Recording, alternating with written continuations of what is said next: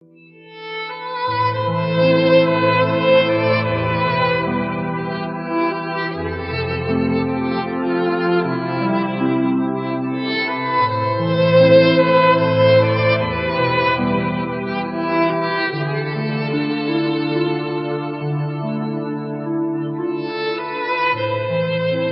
कुछ इस अदा से कि रुत ही बदल गई। एक शख्स सारे शहर को वीरान कर गया। कोहिनूर न्यूज के मारूफ प्रोग्राम चाचा बूटा की कलरबाजी के रूह रवां शेख शाहिद सलीम अल मारूफ चाचा बूटा हरकत कल्ब बंद होने के बायस इंतकाल कर गए। इन्ना लिल्लाहि व इन्ना इलैहि राजिऊन। शेख शाहिद सलीम अल मारूफ चाचा बूटा गुज़श्ता 8 सालों से कोहिनूर से वाबस्ता थे।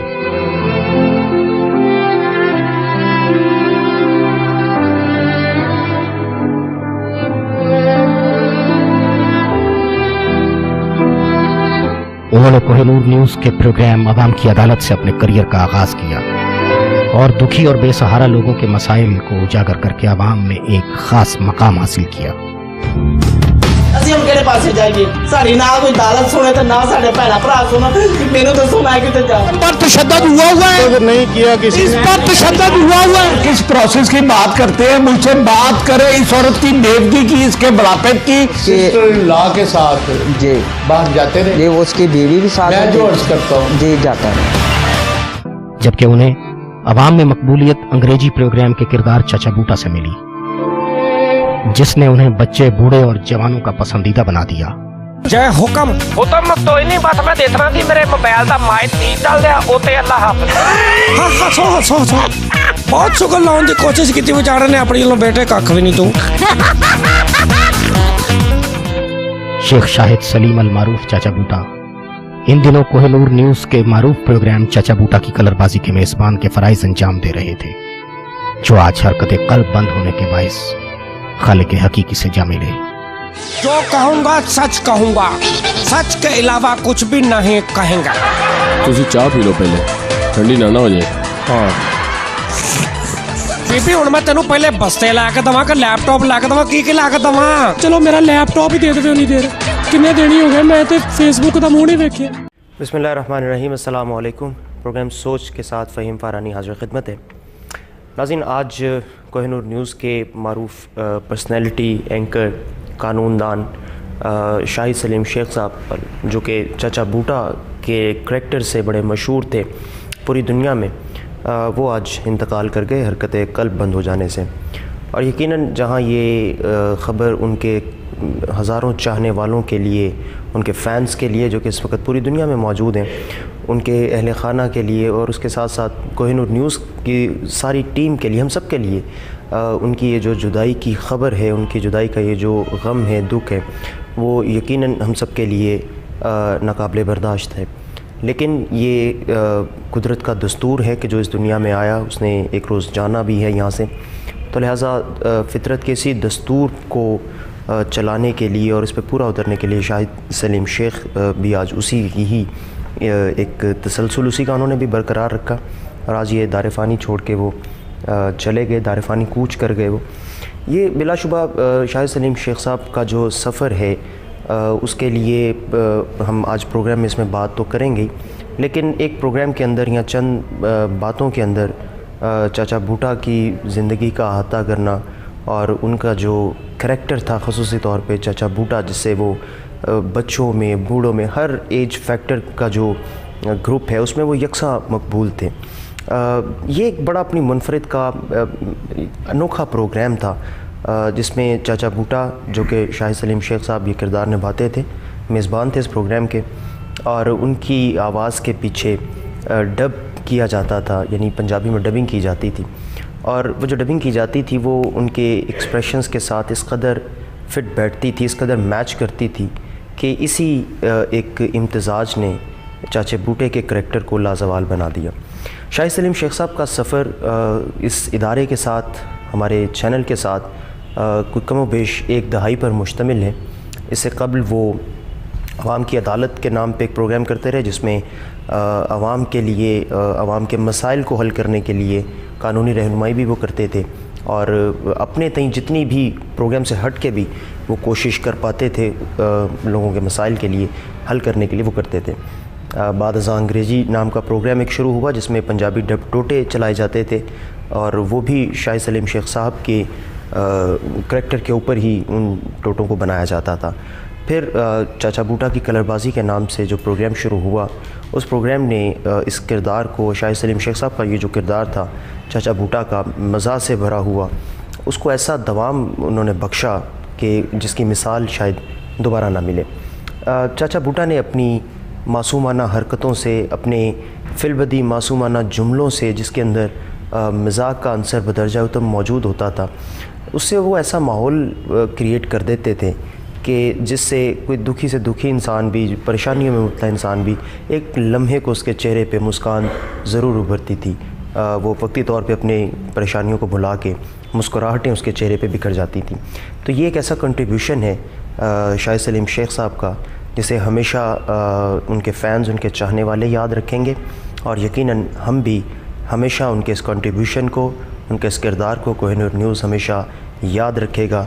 और आज उनके इसी लाजवाल किरदार की वजह से, उनके ऐसी कंट्रीब्यूशन की वजह से उनको एक ट्रिब्यूट पेश करने की हम अपनी तरफ से एक कोशिश कर रहे हैं और इसके साथ हम दुआ गो भी हैं कि अल्लाह ताला उनके लिए मग़फ़िरत का सामान पैदा करे। आज ये प्रोग्राम भी हम उन्हीं के सेट पे ही कर रहे हैं। वही सेट है, मतलब मेरे सामने ये मेज़ और कुर्सी भी मौजूद है उनकी, यहीं पे बैठ के चाचा बूटा अपना प्रोग्राम किया करते थे। और इस वक्त मेरे साथ स्पेन से एक उनके चाहने वाले एक फ़ैन भी मौजूद हैं। अस्सलाम वालेकुम। अस्सलाम वालेकुम।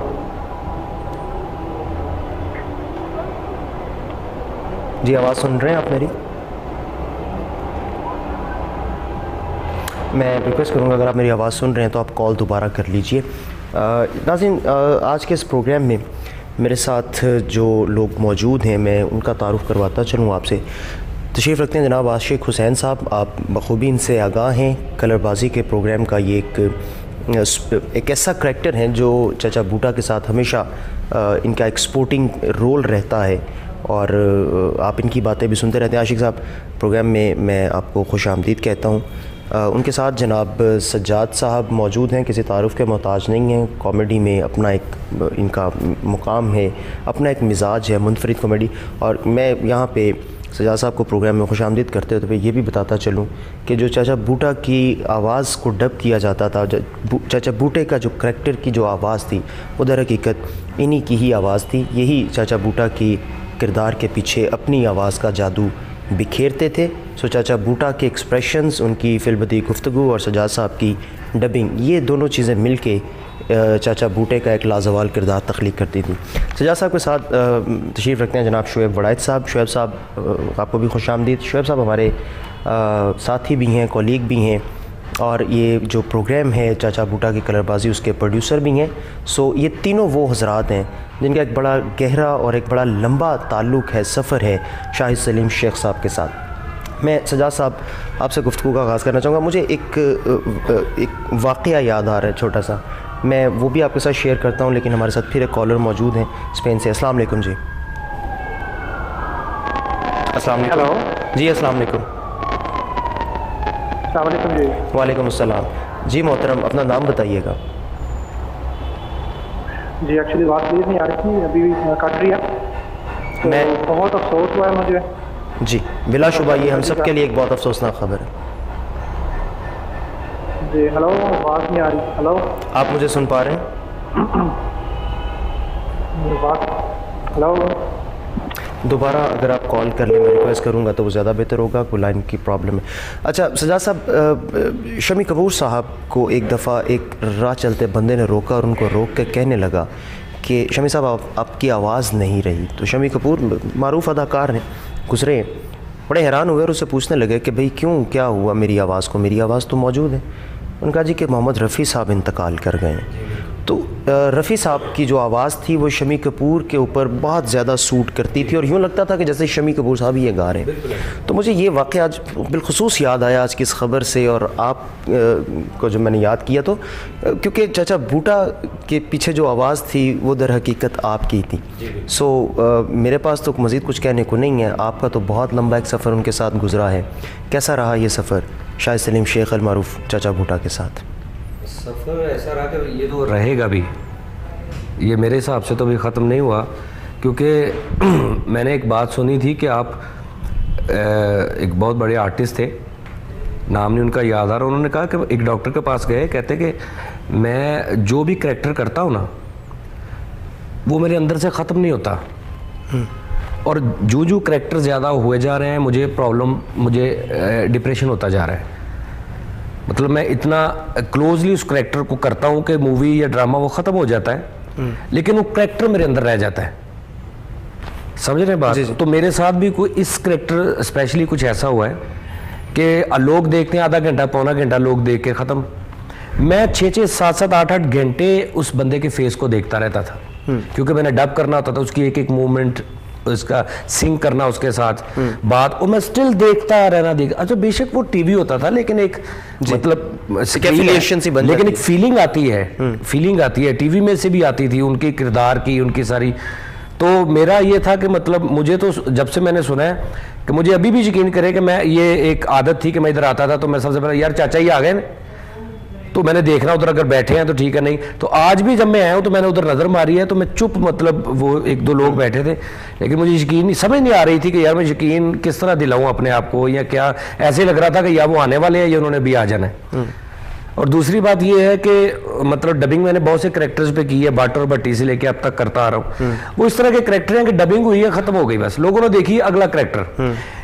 अच्छा एक मतलब मैं 13-14 साल में ये हुआ है कि मैं लोगों के ऊपर डबिंग, मेरी आवाज़ एक करेक्टर के ऊपर डब होती थी, एक वीडियो एक बॉडी के ऊपर मैं अपनी ऑडियो फिट करता था। ये एक ऐसा करेक्टर हो गया था कि ये मेरी आवाज़ के ऊपर अपना मतलब अपना जो है ना वो कह लें कि वजूद, ये मेरी आवाज़ के ऊपर अपना वजूद डब करते थे। इस तरह का कुछ सिलसिला हो गया था। वो कैसे कि जब मैं किसी करेक्टर के ऊपर करता हूं डबिंग तो उसके लिए मुझे कॉमेडी फिक्रे सोचने पड़ते हैं, उसके लिए मुझे बड़ा कुछ, ये एक ऐसा करेक्टर था कि मैं कुछ भी नहीं सोचता, मैंने हेलो कहा है तो उसके मुंह पे इतना उस बंदे के मुंह पे फिट हुआ है, लाफ्टर आ गया। अक्सर मैं लोगों को कहता, खुद हैरान होता था कि यार हेलो में कौन सी कॉमेडी होती है भाई, लेकिन हेलो सुन के लोग हंस पड़ते हैं, चाय की बात से लोग हंस पड़ते हैं, उस बंदे के सिर्फ मतलब हूं करता है तो लोग हंस पड़ते हैं। इसका मतलब है कि मेरी आवाज फिट नहीं हो रही, उस बंदे में कोई ऐसे रिच एक्सप्रेशन को फेस उसका ऐसे कुदरत ने मैच कर दिया है कि मैं कुछ भी करूं वो उनके चेहरे पे सूट करता, वो लाफ्टर आता था। ठीक, अच्छा जी, कॉलर हमारे साथ मौजूद हैं कोई? जी अस्सलाम वालेकुम। अस्सलाम वालेकुम। हेलो जी अस्सलाम वालेकुम। जी अस्सलाम वालेकुम सर, प्रकाश साहब बात कर रहे हैं? जी आप कहाँ से बात कर रहे हैं और कौन बात कर रहे हैं? सर मैं जर्मनी से बात कर रहा हूँ, राजा। जर्मनी से बात सर कर मैं रहे हैं? आपका प्रोग्राम देख रहा था, उसमें तो आप बात कर रहे थे डॉक्टर की जी में, तो बड़ी एकदम सदमा सा फील हुआ है उनकी बात जी कि वो उनकी डेथ हो गई है। जी, ये यकीनन तो उनके फैंस के लिए और हमारे लिए भी बहुत बड़े सदमे की बात है। प्यारी शख्सियत थी वो, बड़ा एक अच्छा आपके साथ उनका एक्सपीरियंस था, तो बड़ा सर वो कह लें कि नुकसान सा फील हो रहा है। हमारा फेवरेट एक प्रोग्राम था, तो वो ऐसे जैसे अब ये महसूस हो रहा है कि आगे से हो सकता है कोई एंटरटेनमेंट ना मिले कोई अच्छी सी।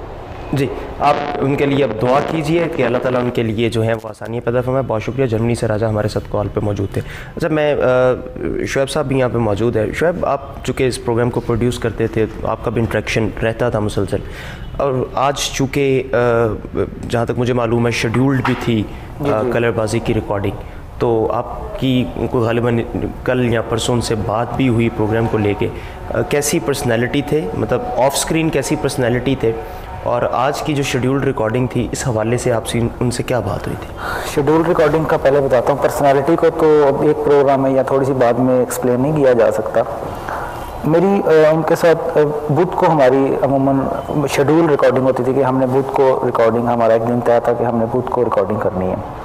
मेरी कल उनसे ना इसी टाइम को तकरीबन 7 बजे के 9 बजे के दरमियान कोई बात हुई, तो मैंने ना उनको फ़ोन किया, तो उन्होंने फ़ोन नहीं उठाया। फिर फ़ोन किया तो उनके घर में से किसी ने फ़ोन उठाया तो उन्होंने मुझे बताया कि उनकी तबीयत नासाज है और हॉस्पिटल में एडमिट है। तो मैंने उनको कहा कि कोई बात नहीं है, अल्लाह उनको सेहत दे, तो इंशाल्लाह उनकी सेहत बेहतर होती है तो फिर हम नेक्स्ट कर लेंगे, क्योंकि हमारे पास प्रोग्राम अभी एक बैकअप पे पड़े हुए हैं। कहते ठीक है। मैंने फिर सजाद साहब को भी और आशिक साहब को भी उसी शेड्यूल के मुताबिक बताया कि उनकी तबीयत नासाज है तो हम कल रिकॉर्डिंग नहीं कर रहे, हम नेक्स्ट इसको कर लेंगे। इतने में ना मुझे शेख साहब के नंबर से फ़ोन आ गया, तो मैंने कहा कि उनके किसी घर वाले के साथ कह रहे हैं कि शेख साहब आपसे बात करना चाह रहे हैं। मैंने कहा अच्छा जी करवाएं बात। तो कहते बड़े वो आवाज़ में वो नहीं था, बड़े वो तबीयत की वजह से वो नहीं बात कर रहे थे। तो कहते यार मेरी तबीयत, मुझे कल हार्ट अटैक हुआ है तो मेरी तबीयत बड़ी ख़राब है तो मैं ना कल नहीं आ सकूँगा। तो मैंने कहा शेख साहब मैंने तो पहले ही कहा कि हम नहीं रिकॉर्डिंग करते। तो फिर वो उनका लहजा कुछ इस तरह का नरम और वो और अपने काम के साथ इतने सिंसियर थे कि कहते कि यार अच्छा मेरी को थोड़ी सी तबीयत सही होती है ना तो मैं कोशिश करूंगा कि इधर उधर होके ना तो मैं आ जाऊं।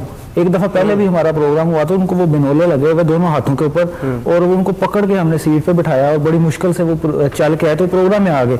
तो मेरी यही देर में था कि शायद उनकी थोड़ी सी तबीयत बेहतर हुई तो वो आ जाएंगे। तो मैंने उनको बड़ा फोर्स किया, मैंने कहा शेख साहब आपकी तबीयत ठीक नहीं है, आप रहने दे, आप ना आए। तो मुझे कहते हैं कि नहीं यार मैं कोशिश करूंगा। मैंने कहा नहीं कोशिश आपने नहीं करनी, मैंने कैंसिल कर दिया, मैंने सब अपना शेड्यूल कैंसिल कर दिया, हमारे पास ऑलरेडी बैकअप है, हम फिर इसको आगे शिफ्ट कर लेंगे। तो कहते अच्छा चल यार फिर जिन्हें तू कहना है कर लेने हैं। तो मैंने कहा यार शेख साहब अल्लाह को सेहत दे। शेख साहब तो नहीं आए लेकिन उनकी जुदाई की खबर जो तक पहुंची जी। तो भाई ऐसा है कि मतलब ये शुएब भाई कह रहे हैं बात, तो मुझे एक बात याद आई कि वो इस तरह की उनकी आदत थी कि बीमारी को वो इतना इजी, यानी वो एग्जैक्टली मैंने उनमें जिंदा दिली का एक फैक्टर देखा था। अच्छा एंजॉय नहीं करता बंदा, मतलब मैं अब आपको बता रहा हूँ कि फ़हीम भाई मेरा ये गुर्दे में दिल में मसला है तो थोड़ा सा तो मेरे वो ऐसे बताते थे जैसे मतलब कि बड़ा इंजॉय कर रहे हैं वो। ओ यार मैंने फेक आला अटैक हो गया यार, मैं कहा फिर मैं दौड़ आया अस्पताल चो, मतलब इस तरह की उनकी आदत थी।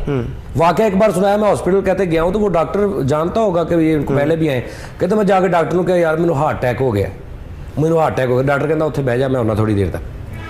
तो हंस रहे हैं, मैं कहा यार शेख साहब वो क्या कर रहे हैं आप? कहते यार फिर केड़ी गल है, मतलब वो बड़ा इंजॉय बीमारी के साथ मतलब समझते कुछ नहीं थे कोई। और मेरा ख्याल से वो जो आखिरी वक्त तक अपने पाँव पे चले हैं ना, आखिरी वक्त तक, यानी कल की ये बात कर रहा है और वो कह रहे हैं कि मैं आ जाता हूँ यार, इसका मतलब है उनकी टांगे साथ। अच्छा मैं नाजरीन को भी अपने बताता हूँ, ये जो सजाद बात कर रही हैं उनकी जिंदा दिली, क्योंकि बीमारी का किस हौसले और जिंदा दिली के साथ उन्होंने सामना किया। उनका इंतकाल आज हरकत क़ल्ब बंद हो जानी, यानी हार्ट अटैक का उनको 2 रोज़ पहले एक अटैक हुआ था हार्ट स्ट्रोक का, और उसके नतीजे में वो आज जानबर ना हो सके। इससे पहले उनको 18 हार्ट स्ट्रोक्स हो चुके हैं, छोटे बड़े मिला के 18 दफ़ा उनको दिल का दौरा पड़ चुका था। और जिस शख्स को 18 दफ़ा दिल का दौरा पड़ा हो, और जिस तरह सजाद बता रहे हैं कि इतने उनमें ज़िंदा दिली और ज़राफ़त उनमें, वो चाहे कानूनदान थे और बूटे के करैक्टर के पीछे सजाद साहब की मेहनत थी डबिंग की, लेकिन इसके बावजूद आप उस पर्सनैलिटी में ज़राफ़त का जो एलिमेंट है वो देखिए कि 18 दफ़ा एक शख्स को दिल का दौरा पड़ चुका है, लेकिन वो फिर भी हॉस्पिटल से उठ के आ जाते हैं, इधर उधर हो जाते हैं, बीमारी में भी वो अपनी रिकॉर्डिंग नहीं छोड़ना चाहते। तो ऐसे ज़िंदा दिल इंसान माशरे में कम बेशी मिलते हैं। आशिक हुसैन साहब भी हमारे साथ मौजूद हैं। आशिक साहब, आपका उनके साथ ताल्लुक़ एक प्रोग्राम के हवाले से तो था ही, आप लोगों की बड़ी अच्छी केमिस्ट्री थी प्रोग्राम के दौरान भी, लेकिन इस प्रोग्राम से हट के भी आप चूँकि एक ही पेशे से ताल्लुक़ रखते थे, आप दोनों कानूनदान हैं, तो ऑन स्क्रीन वो कैसे थे? वो जो प्रोग्राम में आपकी केमिस्ट्री थी उसके बारे में भी बताइए कि वो केमिस्ट्री कैसे बनी, और ऑफ स्क्रीन यानी प्रोग्राम से हट के जो आपका ताल्लुक़ था उनके साथ, उसमें आपने उनको कैसा पाया? बिस्मिल्लाहिर्रहमानिर्रहीम। हम सब देखें, शाह सलीम शेख साहब एक बहुत नफीस इंसान थे, शफीक आदमी थे, और किसी की मदद करके खुश होते थे, किसी को तकलीफ़ में नहीं देखते थे, जिसके पास कोई वसाइल भी नहीं होते थे उसकी भी मदद करते थे, और हर लाइफ में भी प्रोग्राम से हट के भी हंसमुख थे। कहीं पे कोई उदास बैठा होना उसको मजाक कर देना, मुस्कुराहट से बखेरते थे। तो बाद में हालात प्रोग्राम भी उनको ऐसा ही मिल गया आखिर ज़िंदगी के आखिरी सालों में कि वो लाखों करोड़ों इंसानों को मुस्कुराहटें मुहैया करते रहे हैं जो परेशान हाल थे। तो आम लाइफ में भी वो इसी तरह ही मतलब कि हंसते मुस्कुराते, कभी किसी को महसूस नहीं होने दिया। इतने ब्रेव थे कि आपने बताया 18 दफ़ा हार्ट अटैक उनको हुआ, तो कई दफ़ा अटैक हुआ, खुद चले गए हैं, किसी बच्चे को नहीं बताया, घर नहीं बताया, घंटे बाद वापस भी आ गए हैं। अगले दिन बता रहे हैं बच्चों को कि जी मुझे रात को हार्ट अटैक हुआ था तो मैं हॉस्पिटल गया था, तो फिर मैं आ गया। तो ये बहुत बड़े दिल की बात है कि इंसान को पता हो कि मैं हार्ट का पेशेंट हूँ, फिर भी वो इतनी बहादुरी से चलते फिरते रहें। और यकीनन ऐसे ज़िंदा दिल लोग जो हैं वो हमेशा याद रखे जाते हैं। नाज़रीन, एक छोटा सा वक्फ़ा मैं यहाँ पे प्रोग्राम में शामिल कर रहा हूँ। प्रोग्राम इस वक्फ़े के बाद प्रोग्राम में वापस आएंगे तो चाचा बूटा के हवाले से, शाहिद सलीम शेख साहब के हवाले से कुछ मज़ीद बातें, उनकी ज़िंदगी के कुछ मज़ीद पहलू पर डिस्कस करेंगे। हमारे साथ रहिएगा।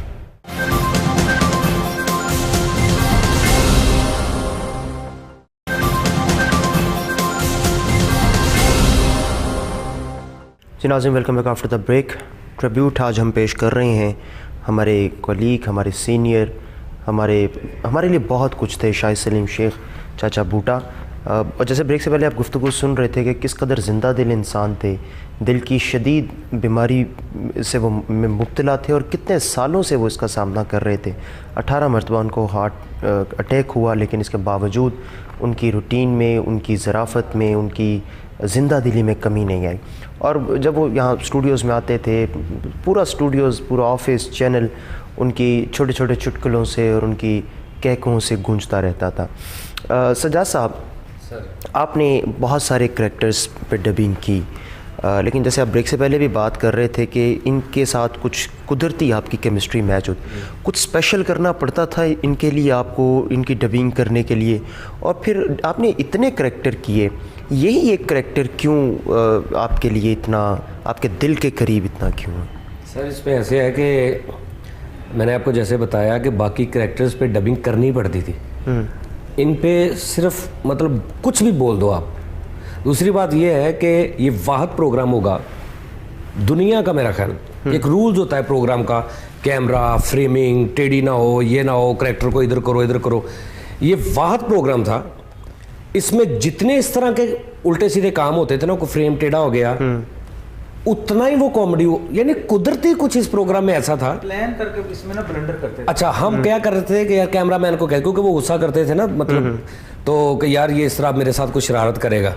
अच्छा चाय, मतलब आपने बात की कि चाय पीते थे, एक दफ़ा उन्होंने मुझसे विशेष कर, मैं आपको बताता हूँ। एक बार आए, लै भी तू जो मर्जी कर ला, मैं चाह पीनी नहीं हूँ, मतलब कहता मेरी चाह के ऊपर आवाज़ ना करे अगर, मैनू नहीं चंगी लगती। मैं कहा तुसी ना पियो, ठीक है मैं नहीं पींदा, मैं पीनी नहीं हूँ। अब चाय पड़ी हुई है, चाय पड़ी तो मुझे पता था इन्होंने भूलना है और इन्होंने पीनी। अब इन्होंने चाय पकड़ी है, पकड़ के इन्होंने ऐसे कि, तो मैंने लाइव डबिंग में नहीं, इधर लाइव मैंने ना ये आवाज़ की, तो ऐसे करके ना उधर कहते बड़ा ना तू वैसे। मैं कहा तुझे तो कैसे, मैंने याद नहीं रहना। मतलब यार वो जब इंटर होते थे ना यहाँ पे, तो मतलब ऐसे था जैसे ना हर बंदे के रौनक आ गई चेहरे पे। वो किसी को डांट भी रहे हैं तो अगला बंदा हंस रहा है, वो जेन्युइन डांट रहे हैं, गुस्से में बोल रहे हैं और अगला बंदा हंस रहा है, और जो सुन रहे हैं वो भी हंस रहे हैं। उनका एक स्टाइल ऐसा था। और दूसरी बात ये, इस प्रोग्राम में ये शुएब थत्थे का एक करैक्टर करता था, बस डबिंग करती थत्थे की।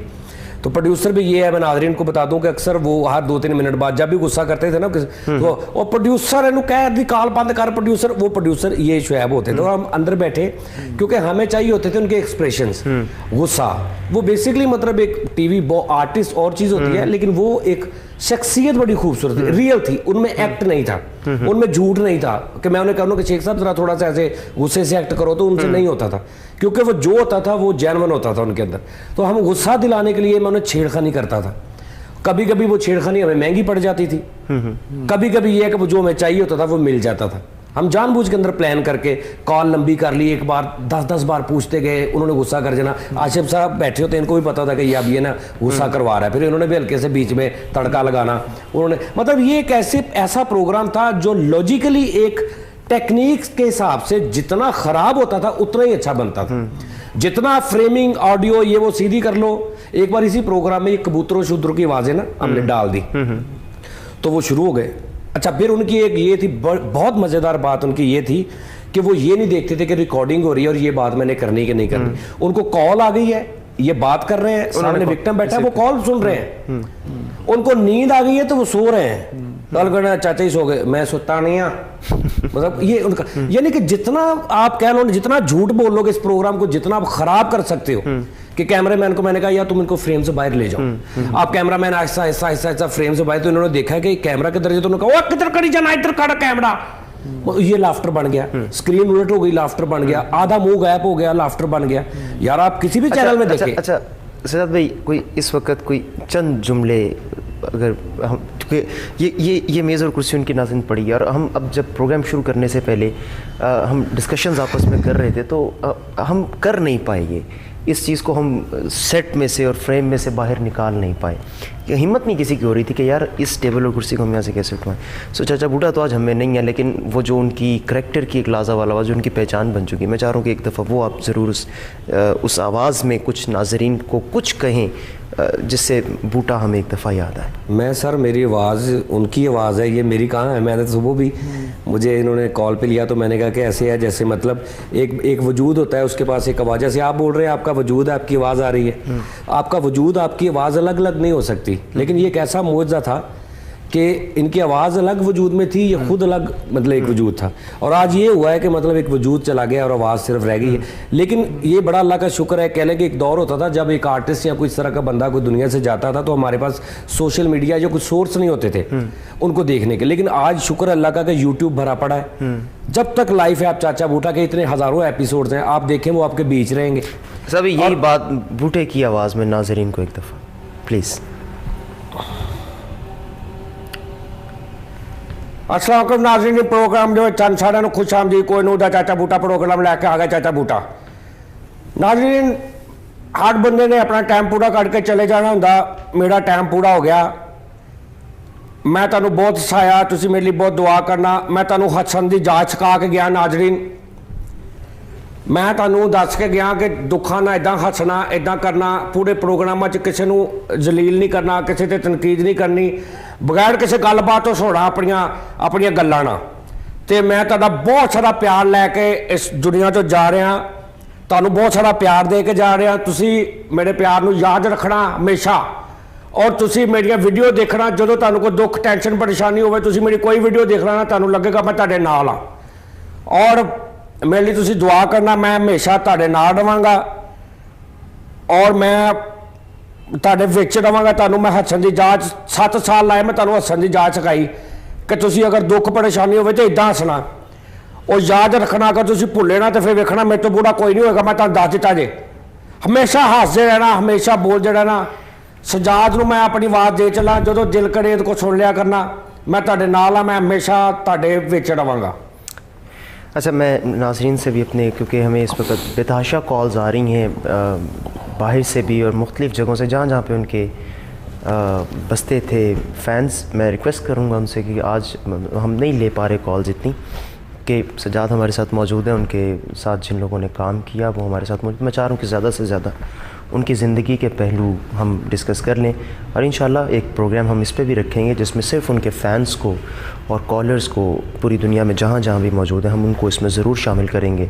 तो आज अगर हम आपकी कॉल्स अब नहीं ले पा रहे तो माज़रत, हम आज सिर्फ चाचा बूटा की ज़िंदगी पे बात कर रहे हैं। आशिक साहब, आप यही जगह, यही कुर्सी, आप नोक झोंक आपकी चलती रहती थी, और आप उन्हें झुक भी करते थे, वो आपसे बड़े भी थे, आप गालिबन उन्हें बाबा अपना कहा करते थे प्यार से, तो कभी उन्होंने बुरा नहीं मनाया कि यार आशिक तुमने आज मुझे बहुत सख्त बात की है, या बहुत तुमने मुझे आज बहुत टीज़ की है? सेट पे तो मेरी उनके साथ नोक झोंक ही रहती थी, कभी सलूक नहीं होता था। मैं कभी कोई सज़ा बताने लगता था तो मुझे कहते थे ख़बरदार आशिक तू सज़ा नहीं बतानी, मुझे वो डांटते थे, मैं आगे से उनको कोई और शरारत करता था। लेकिन ये सारी नोक झोंक ये सिर्फ इन कैमरा ही होती थी, उसके बाद फिर एक जैसे, ना उन्होंने कोई गुस्सा करना ना मैंने गुस्सा करना, तो किसी किस्म का बाद में फिर कोई एक बात जो चाचा बूटा आप मतलब जो सबसे ज़्यादा आपको याद रहेगी हमेशा उनकी, कोई एक बात? वैसे तो उनकी पर्सनैलिटी में बहुत सारी खूबियाँ हम डिस्कस कर रहे हैं, लेकिन कोई एक चीज़ जो आप कभी नहीं भूल पाएंगे? उनकी बेशुमार चीज़ें हैं, लेकिन एक चीज़ जो सबसे ज़्यादा है कि मुझे उन्होंने बाप बन के, मेरे वो बाप की जगह थे और हमेशा बाप की तरह मेरे साथ प्यार किया। और मेरे बाप की डेथ हुई थी 3 साल पहले, आज तक फील नहीं हुआ, आज हो रहा है। शुएब, आप क्योंकि उनकी तबीयत में गुस्सा, अगर जहाँ उनकी तबीयत में मिज़ा और हिस्से ज़राफ़त उनकी थी, वहीं उनकी तबीयत में थोड़ा गुस्सा भी था, गुस्से में जल्दी आ जाते थे। तो आपके साथ कभी कुछ ऐसा हुआ हो, गुस्सा वो आप पे हुए हो? क्योंकि प्रोड्यूसर पे वो अपना गुस्सा प्रोड्यूसर पे प्रोग्राम में भी निकालते थे, तो आपसे कभी शिकवा उन्होंने किया हो कि यार ये क्या मेरे प्रोग्राम में आप करते रहते हो? वही अक्सर वही सजाद ने आगे बात बताई कि हम प्रोग्राम से पहले या प्रोग्राम के दौरान उनको प्रोग्राम को अच्छा बनाने के लिए कॉल्स ट्रांसफ़र कर देते या उनको तंग करना शुरू कर देते। तो अक्सर कहते थे तेनू प्रोड्यूसर किन्हें बनाता है, तू प्रोड्यूसर है, तेनू पता ही नहीं प्रोग्राम एंड होता है। मैं कहा शेख साहब आप बता दें, मिल के कर लेते हैं। वही बस ऐसी कोऑर्डिनेशन थी कि बाद में बात का इतना सख्त होना कि हमने तो जैसे सजाद कह रहा है कि हंसते थे उनकी बात पे और इतना इजी लेते थे। तो बाद में जब उनको थोड़ी देर बाद एहसास होना कि यार मैंने गलत किया है, तो बाद में कहना यार मैं माफ़ी चाहता हूँ, मेरे से कोई गलती। हाँ, थोड़े दिन पहले की बात है। हाँ, बाहर बैठे ना लड़ रहे, तू मैनू प्रोग्राम दे विच क्या ओए हाँ, ओए बूटे, मैं क्या हो ही नहीं सकता, मैं ओए क्या हो, मैं डब के तू क्या मैनू। अच्छा, उनकी शख्सियत ना बड़ी बच्चों जैसी भोली तबीयत। आपने कह दिया ना चाचा जी तानू प्रोग्राम, अच्छा इन्होंने मैं छड़ना नहीं, मतलब इस तरह की वो थी। अब मैंने कहा जी आप देखें वीडियो, सब बाहर बैठे हुए हैं और नाराज हुए हैं, इन्हें मैंने ओए किया। मैं कहा जी ये वीडियो है, यूट्यूब पे अपलोड की है, इसमें दिखाएं ओए का है। पहले मुझे अच्छा बोल लिया उन्होंने, बिस्त कर लिया है। मैंने कहा ठीक है, लो जी अब उसमें ओए नहीं निकला, तो अब मैं चला गया गुस्से से कि यार मैंने इन्होंने डांटे। अगले प्रोग्राम में अब मैं बैठा हूँ अंदर, तो चुप करके है अंदर आकर ना मेरे पीछे, यार पुत्र सॉरी यार। मैं कहा चले बस करे, क्या करते होते हैं। मैं कहा चलो जाओ बाहर, तुझे खाना शाना खादा पीता कुछ। तो इस तरह की यार वो एक फैमिली था, मतलब वो बंदा, वो एक बंदा नहीं, वो तो एक पूरा एक पहाड़ था खुशियों का। मतलब जहाँ पे वो गया ना, वहाँ पे ब्लास्ट हो गई है लाफ्टर, खुशियाँ। मतलब वहाँ पे जो बंदा उदास बैठा है, वो अभी मेरे कमेंट्स जो आ रहे हैं वो आप यकीन करें, पढ़ें, किसी कॉमेडियन के लिए इस तरह के कमेंट्स नहीं मैंने। अच्छा ज़्यादा हम कॉल्स तो नहीं ले पा रहे, वक्त हमारे पास कम है और बहुत कॉल्स आ रही हैं, लेकिन अगर आप अपने फैंस के कमेंट्स अभी तो आप यकीन करें, कोई 2-3 जो भी ताज़ा है। मैं मुझे एक ऐसा कमेंट है जो मुझे मेरे नक्श हुआ है, वो मैं बताता हूँ कि वो यूट्यूब पे एक चैनल है, वो देखते हैं लोग, इन्हें उसका कमेंट था कि नहीं ये नहीं हो सकता, मतलब ये नहीं हो सकता, तू झूठ बोल रहे हैं सजाद यार, ये किसी के लिए नहीं होते। अच्छा एक कमेंट्स क्या है, यार नहीं यार इस तरह ना कर, मैंने तो जिंदगी में हंसना उनसे सीखा है। यार मेरा बाप फोत हो गया, जब मैं छोटा था मेरा बाप फोत हो गया, मेरी अम्मी ने मुझे पाला है, जब अब तक मतलब मैं दिल से हंसा नहीं था, मेरी माँ ने जिस तरह मुझे पाला, अगर मैं दिल से हंसा हूं ना कभी, तो इस प्रोग्राम में हंसा। ये कमेंट्स हैं एक कॉमेडी प्रोग्राम के, जिस प्रोग्राम में ना कोई स्क्रिप्ट है, ना कोई लॉजिकली कोई ऐसी बात है, ना कोई शूट ऐसा है, ना कोई, ये उस प्रोग्राम को कमेंट्स है। मैं दूसरे भी देखता रहता हूँ जो प्रोग्राम कॉमेडी बजाते खुद एक बड़ा मुश्किल काम है। नहीं भाई, कॉमेडी बहुत चैनल्स कर रहा है। ये आपके साथ रिश्ता बना लिया है, इस बंदे का आपके साथ रिश्ता बन जाता है लोगों के साथ। मैं फील करता हूँ, मैं बाकी भी कमेंट्स पढ़ता हूँ, बहुत अच्छा जी, बहुत अच्छा प्रोग्राम किया जी, हाँ सर। इस बंदे के कमेंट्स बड़े इस तरह के होते हैं कि जैसे आपकी जिंदगी में इसका एक हिस्सा ये बंदा बन गया है कि ये ना हुआ तो आप परेशानियों दुखों में, मतलब आप यार मैं क्या करूंगा, ये एक सहारा है। मैं जब इसे देखता हूँ। अच्छा सजाद, मैं अगर एक चूंकि प्रोग्राम भी मुझे वाइंड अप करना है, अमूमन चूँकि आपका बड़ा क्रेडिट है इस करैक्टर को स्टैंड करने में, लेकिन अभी भी गुफ्तगू आपसे जो हुई और इससे पहले भी जो आपके साथ मेरी जब कभी भी गुफ्तगू हुई है, आपने कभी वो क्रेडिट नहीं लिया। आपने हमेशा बूटे के करैक्टर को ही सारा क्रेडिट दिया, हालांकि उसके पीछे आपकी एक मेहनत थी। इसकी क्या वजह है? सर इसकी वजह ये है कि मतलब मैंने आपको बताया कि वो अब बूटे की तारीफ हो रही है तो मेरी हो रही है। देखे ना, एक छोटी सी बात है, मैं क्या कहूँ, आप मुझे कहें यार बूटा बहुत अच्छा प्रोग्राम है, तो मैं आपको क्या कहूँ कि नहीं यार डबिंग मैं करता हूँ। जब बूटा बहुत अच्छा प्रोग्राम है तो मुझे क्रेडिट मिल रहा है, यार बूटे पे आवाज बड़ी अच्छी है, मुझे क्रेडिट मिल रहा है। बूटे की तारीफ मेरी तारीफ है, वो मेरा क्रेडिट है, वो एक डेफिनेटली एक सीधी सी बात है और ऐसा सबको पता है कि यार, क्योंकि वो बहुत ज्यादा सिंक तो नहीं मैच होता, कुछ लोग देख लेते हैं कि यार ये डबिंग है, इन पे डबिंग है, इनका एक स्टाइल है, ये लिप्स ज्यादा नहीं हिलाते, इन पे बड़ी आसान डबिंग है। मेरी लाइफ का सबसे आसान कैरेक्टर ये है। क्यों? ये जुबान के साथ ज्यादा यूजिंग करते हैं, ये लिप्स मूवमेंट नहीं है इनकी। इनका अक्सर ऐसे लगता है कि होंठ स्टिल है और अंदर से आवाज आ रही है। इनका स्टाइल है अपना, उस पर ये होता है कि मैं जो मर्जी बोलता पॉज भी ले तो मैं बोलता भी जाऊं। वो जो कैरेक्टर था वो उसके कट्स चेहरे के मुश्किल थे उस पे, और फिर ऐसा हुआ अब तो इतना रच गया था कि आप मुझे कहना कि यार मतलब बोल दे बस जो भी दिल में है, तो मैं मतलब इतना इजी हो गया था मेरे लिए चाचा बूटे की डबिंग। और वो डबिंग, वो आवाज, मुझे खुशी होती थी, मुझे खुद उन पे प्यार आता था। मैं कहता यार तुसी मेरे वड्डे जे, तुसी, मैं कहता रहा उस प्रोग्राम में सारी दुनिया गवाए कि तुसी मरना किदों आ, तुसी मरना किदों आ, तुसी मरना जाना क्यों कि यार भी मैं इन्होंने कहना तू जिन्ना मर्जी कहला मैं नहीं मरना। मैं कहना मैं तुहानू इसो कहना है कि मैं सुनिया जिन्ना किसी को मरन दा कहो ना वो उन्नी देर जान नहीं छड्डदा, मैं इसो तुहानू कहना। तो बस मतलब आज चूँकि प्रोग्राम वाइंड अप करना, वक्त ख़त्म हो गया प्रोग्राम का। बहुत शुक्रिया आशिक हुसैन आपका, सजादा आप, शोएब आप हमारे साथ मौजूद थे। नाज़रीन, चाचा बूटा के ऊपर बात करना, उस करैक्टर पे बात करना और उनकी पर्सनैलिटी पे बात करना, ये यकीनन हमारे लिए वक्त के पॉइंट ऑफ व्यू से भी और हौसले के पॉइंट ऑफ व्यू से भी, मतलब आज हम 1 घंटा जो बैठ के हमने डिस्कशन की बहुत मुश्किल से हम कर पाए हैं, हमें बार बार वो याद आ रहे हैं और ज़ब्त करना ख़ुद को मुश्किल हो रहा है। तो वो यकीनन ज़िंदा रहेंगे अपने किरदार से, अपनी शख्सियत से और अपने इस बूटे के करैक्टर से। हम दुआ करते हैं कि वो अल्लाह ताला उनको अपनी रहमतों के साए में रखे और वो जहाँ भी रहें अल्लाह ताला उनको बहुत खुश व खुरम रखे, जिस तरह उन्होंने यहाँ अल्लाह की मखलूक को, हम लोगों को, इंसानों को हंसाया, खुश रखा अपने किरदार से, अपनी बातों से। ऐसे ही अब अल्लाह ताला उनको भी अपने जवार रहमत में जगह दे। आज के प्रोग्राम के लिए इतना ही। फिर कभी किसी प्रोग्राम में और नशिस्त में चाचा बूटा को, शाहिद सलीम शेख साहब को यकीनन हम याद करेंगे और करते रहेंगे। फ़हीम फ़ारानी को इजाज़त दीजिएगा। अल्लाह हाफ़िज़।